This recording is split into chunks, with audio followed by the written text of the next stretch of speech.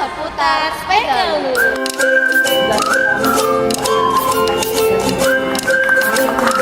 Yo.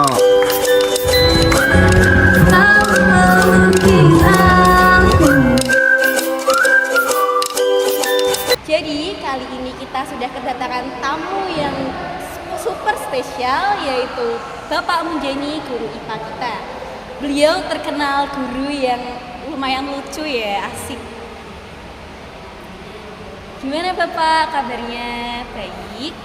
Alhamdulillah saat ini sehat dan mudah-mudahan Mbak Sisi, Mbak Irsa juga sehat dan juga anak-anak semuanya, pemirsa di rumah juga selalu dalam keadaan sehat, lahir batin selalu dalam lindungan dan berkah Tuhan Yang Maha Esa. Amin ya Rabbal Alamin.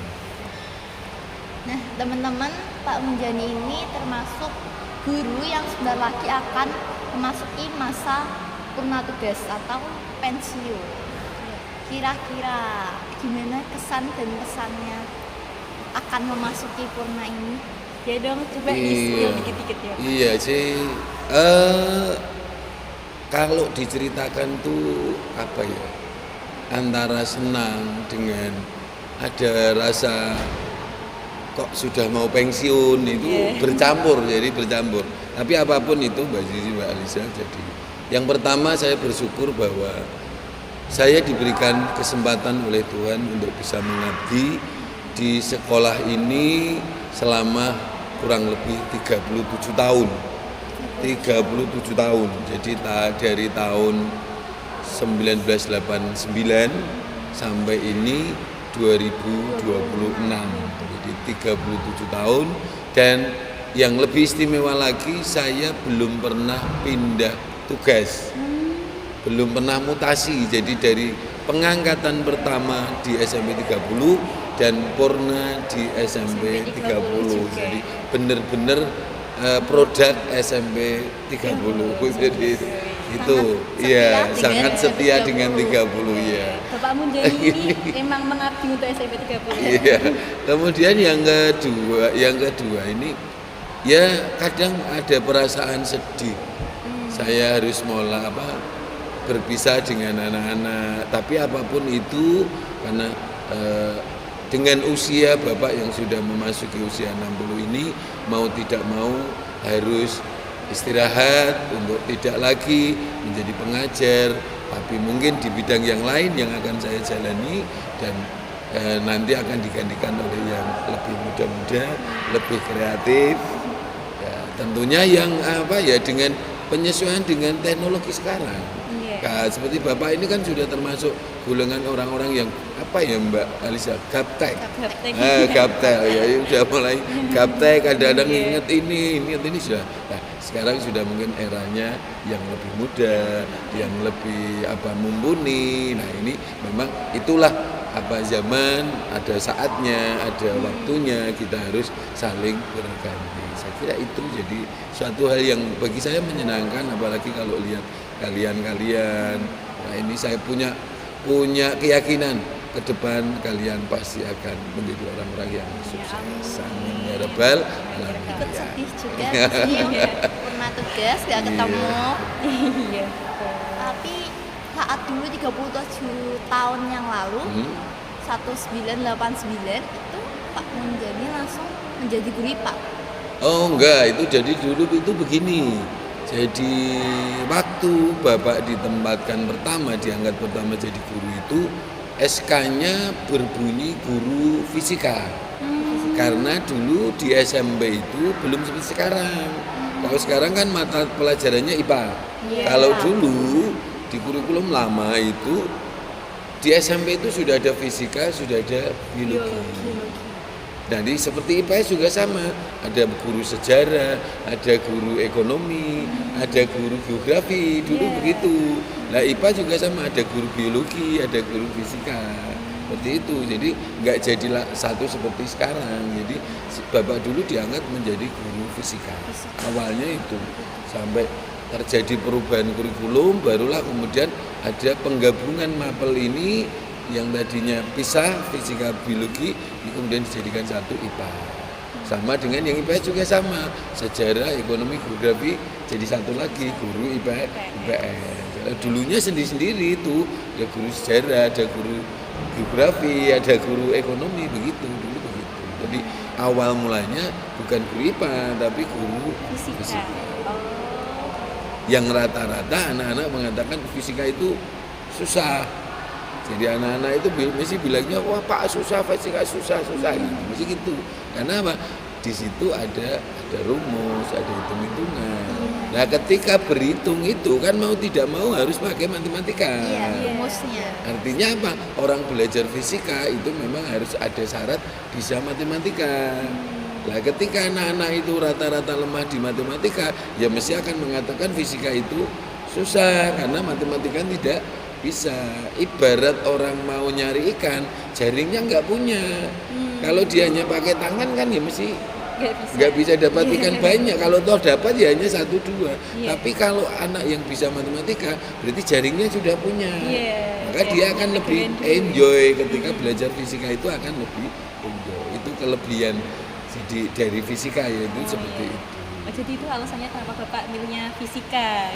Ada cerita gini Mbak Lisa dan Mbak Ziza. Di SMP itu saya punya guru fisika. Itu orangnya itu fun menarik begitu. Jadi seru dan kebetulan beliau itu orang Batak ya, orang Batak. Jadi bermarga, saya sebut saja bermarga Sembiring. Itu ada dialog yang anak-anak itu pada suka kalau beliau. Jadi beliau itu nggak bisa bilang goblok. Kalau bilang goblok itu jadinya dobok gitu. Jadi bukan goblok tapi dobok. Tapi yang membuat saya tertarik itu apa? Tulisan beliau itu bagus di papan tulis. Waktu itu kan belum seperti sekarang pakai whiteboard, pakai ini, masihnya pakai kapur. Itu tulisannya itu rapi, bagus. Kalau pakai ada rumus itu mesti dikasih kotaan. Itu nanti keterangan ya. Nah itu yang sampai sekarang saya tiru. Kalau saya nulis rumus kan mesti tak kasih kotaan. Sebelahnya keterangan. Iya, terus sebelahnya keterangan. Itu sebenarnya saya nyontoh dari guru saya dulu itu seperti itu. Jadi itu yang membuat saya tertarik. Memang pertanyaan ini sering dilontarkan anak-anak ke saya. Kenapa toh Pak kok dulu tertarik dengan fisika, dengan yang hitung-hitungan kayak gitu kan susah. Ya itu awal mulanya seperti itu, saya tertarik itu karena guru saya dulu di SMP itu orangnya, saya kok melihat beliau itu suka kalau ngajar itu runtut gitu ya. Nah dari itulah kemudian saya terinspirasi ketika lulus SMA terus saya milih jurusan fisika itu. Seperti itu. Jadi awal mulanya ceritanya seperti itu. Bisa jadi inspirasi buat kita juga nantinya. Iya, saya yakin bisa nanti buat anak-anak itu. Makanya Bapak itu punya prinsip begini. Ketika mungkin nanti ada anak-anak yang ingin jadi guru. Jadi konsep saya itu sederhana. Seorang guru itu harus bisa menarik di hadapan anak-anak. Itu konsep pertama. Ketika anak-anak itu sudah tertarik dengan seorang guru, maka dia akan lebih mudah untuk menyampaikan materi. Tapi ketika anak-anak itu sudah punya rasa yang nggak suka pada bapak ibu guru, maka dia tidak akan pernah bisa menyampaikan materi. Karena anak-anak pasti sudah, maaf, hatinya itu bahasanya anak sekarang apa ya, enek, ya sudah jengkel, sudah nggak mood lah, kalau moodnya itu bad mood lah kalau anak-anak sekarang, bad mood sudah nggak. Nah, kalau dia bisa menerapkan itu, maka maaf, ini mungkin saran juga dari teman-teman guru yang yang masih muda-muda, jaga penampilan. Jadi seorang guru itu dari ujung kaki sampai ujung rambut itu akan diawasi oleh anak-anak kan, oleh murid kan, oleh siswa kan. Jadi Pak guru itu ini, Pak ini, Bu ini kan mesti ada seperti itu. Karena kita ini figur yang akan diamati oleh anak-anak kita. Maka jaga penampilan, jaga sikap, karena itulah yang akan dinilai oleh anak-anak. Dan yang kedua, usahakan menjadi pribadi yang menarik bagi anak-anak. Karena itulah pintu pertama kita akan bisa mentransfer ilmu. bisa memasukkan ilmu ke anak-anak. Ketika anak-anak sudah seneng, sudah bahagia, sudah fun, kita ngomong apapun mereka akan bisa Masuk. nerima. Iya. Tapi ketika anak-anak itu jelas sudah ini, ya sih kita ngomong apapun tidak akan bisa masuk. Itu mungkin kalian merasakan begitu Iya, kan? merasakan Ya, seperti itu. itu kan seperti itu gitu loh. Jadi, Yes. ya itu yang kadang-kadang maaf bagi bapak ibu jarang mau introspeksi seperti itu. Makanya kalau Mbak Zizia masih ingat, bapak kan selalu tiap semester itu pakai ada, ayo ditulis bapak kurang apa, ngajarnya kurang apa, dikritik iya, itu. iya. Itu buat apa? Untuk saya. Meskipun saya mengajar sudah puluhan tahun, tapi mesti ada sisi-sisi yang saat ini dengan perkembangan anak-anak saat ini mungkin ada yang kurang. Nah, saya perlu memperbaiki. Saya tidak boleh alergi dengan kritik mereka. Oh, karena saya merasa sudah ngajar lama, mesti ngajar saya belum. Enggak ada. Karena bagi Bapak tidak ada metode pembelajaran yang paling super. Semua metode pembelajaran itu ada plus dan minusnya. Kadang metode ceramah itu lebih unggul daripada praktek. Iya sih.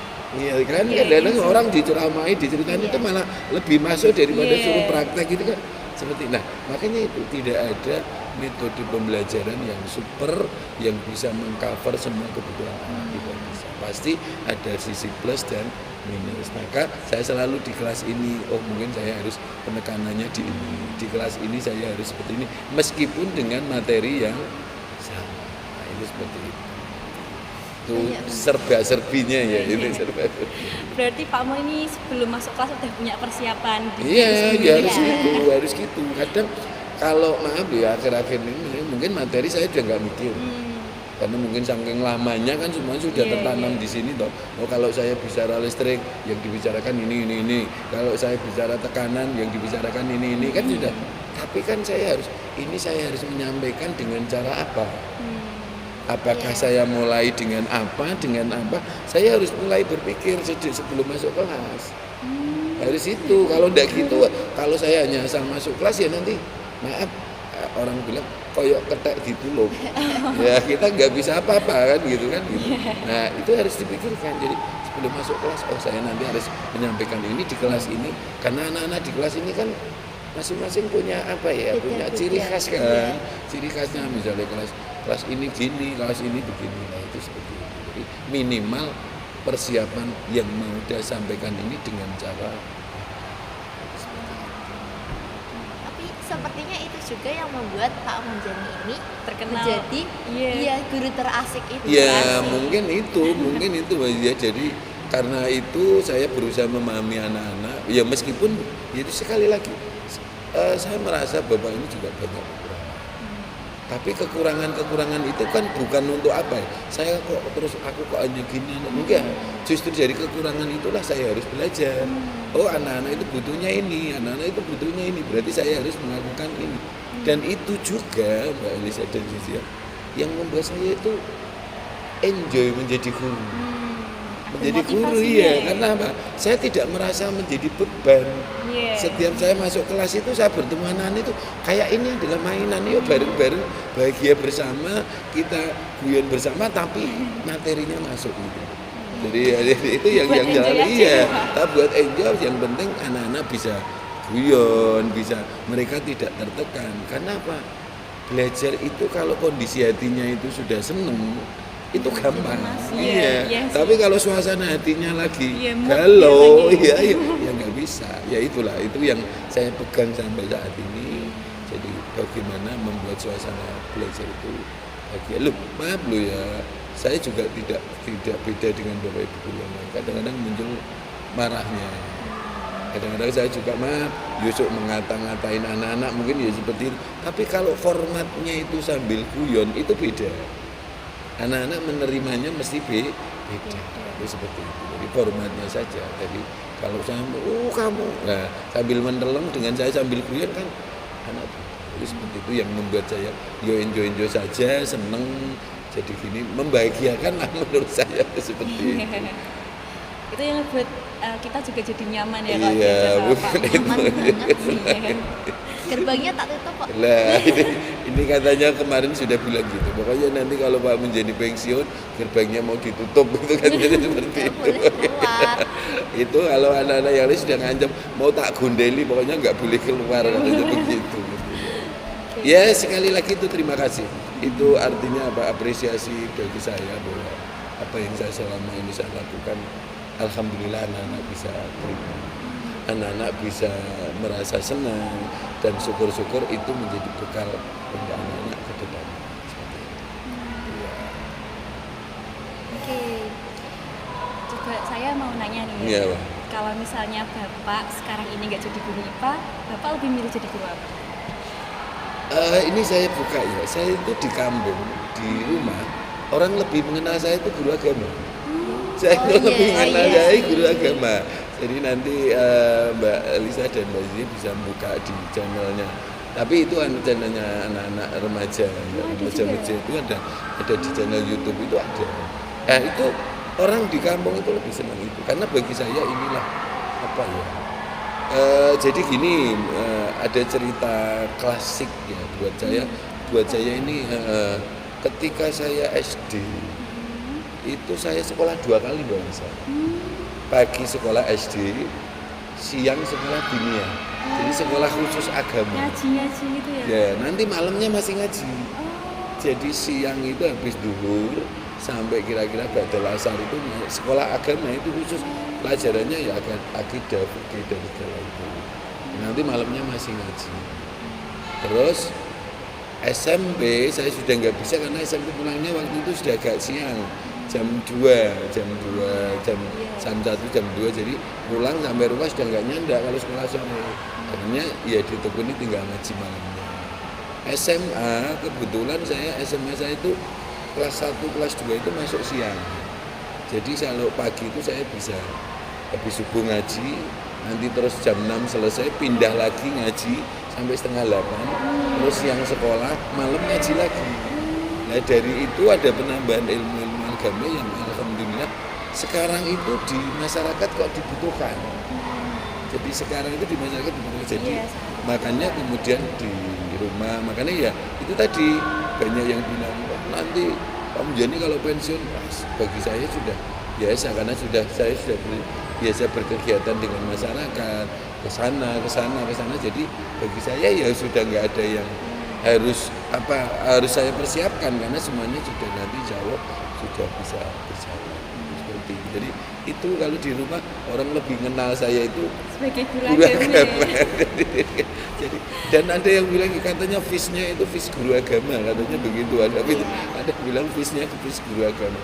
Tapi ya apapun itu yang jelas itu adalah anugerah dari Tuhan yang saya harus bersyukur dan ini saya berusaha untuk memanfaatkan sebaik-baiknya.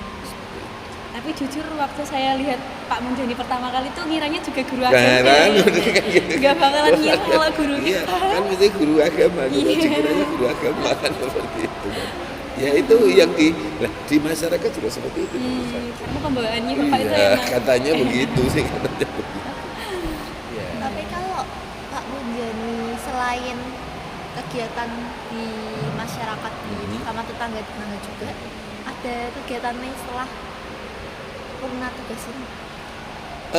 Kebetulan saya itu mungkin karena Pak Guru ya suka tanaman.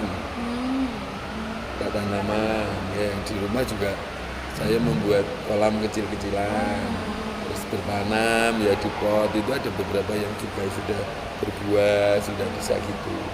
Terus ada lagi yang tambahan yang kadang-kadang sering dimintai tolong orang itu ketika ada orang punya kerja mantu itu kadang-kadang suruh masalah ke manten suruh menerima jadi kayak pranoto coro itu Iya, kalau iya, itu iya, ya pranoto coro itu nah itu kadang-kadang juga sering jadi saya itu dimintai tolong seperti itu kan itu harus berbahasa Jawa Iya. harus berbahasa Jawa dan bahasa Jawanya harus halus nggak bisa asal bahasa Jawa itu harus bahasa Jawanya bahasa Jawa halus jadi saya mewakili Bu Bapak Ibu guru bahasa Jawa itu kadang-kadang itu sama ya itu ngomong seperti itu, jadi ngomongnya pakai bahasa Jawa yang halus. Jadi ada istilah masrah kemanten, nomponganten, atur pambagio. Atur pambagio itu mewakili tuan rumah mengucapkan selamat datang dan sebagainya. Itu makanya bagi saya pribadi, saya tidak merasa khawatir nanti setelah purna mau ngapa itu ya semuanya insya Allah akan berjalan dengan tinggal alami mengalir saja, ya mengalir saja. Ya sudah Pak Munjani, terima kasih sudah meluangkan waktu untuk datang di podcast Omes ini. Sama-sama Mbak Zizia, Mbak Elisa. Saya juga merasa bahagia, senang bisa bergabung di sini dan mohon maaf kalau apa yang saya sampaikan mungkin ada yang salah. Yang kedua, saya pesan untuk anak-anakku semuanya tetap semangat belajar, yakin ke depan anak-anak semuanya akan menjadi orang yang sukses. Amin ya Rabbal alamin. Sekian aja. Terima kasih Pak Munjani. Terima kasih Bapak. Sekian saja podcast pada hari ini. Oh iya, Jangan lupa sebentar, kita punya tagline ini. Timelinenya Spegaluk apa? Sendiri Sendiri bisa bisa, bersama luar biasa. Jangan lupa untuk like, comment, and subscribe ya.